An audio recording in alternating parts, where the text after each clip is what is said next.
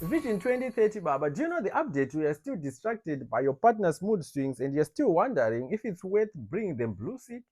Anyways, here's an update for you. The Attorney General's office this month is reportedly finished drafting a constitutional amendment bill to allow Mnangagwa to be president until 2030, and it's now at cabinet, waiting cabinet approval. In case you don't know what I'm talking about, Zimbabwe's president Emerson Mnangagwa is serving his second and final term under the 2013 constitution, which very politely says you will stop in 2028. But in October 2025, ZANUPF gathered in Tare and decided the constitution was being a little bit dramatic.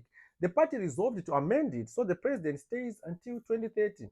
And you see, this guy here, Justice Minister Ziyambi, told the delegates to start drafting legislation immediately. So now they are done. If the cabinet approves, Parliament, in theory, is the next stop where a constitutional amendment needs at least 2/3 majority in both houses. And ZANU-PF right now, he has the numbers, of course, after this guy's scandal. But Section 328.7 of the Constitution is that stubborn relative who refused to leave the funeral because it clearly says you can't amend the term limits to benefit someone who's already in office. Legal experts say you might need a referendum, maybe two, one to remove term limits and the other one to say, yes, this guy can also enjoy the changes, which sounds less like law and more like negotiating lobola in installments. Democracy, but make it a bit complicated.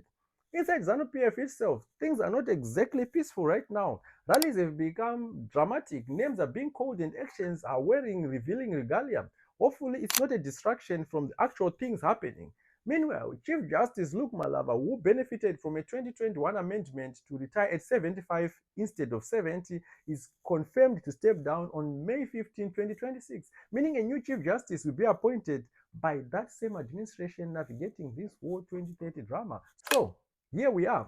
A draft bill reportedly done, cabinet waiting, parliament, warming up, referendums looming, courts already on standby, factions, they're fighting, and citizen one watching from a distance. I'll keep you posted. Peace.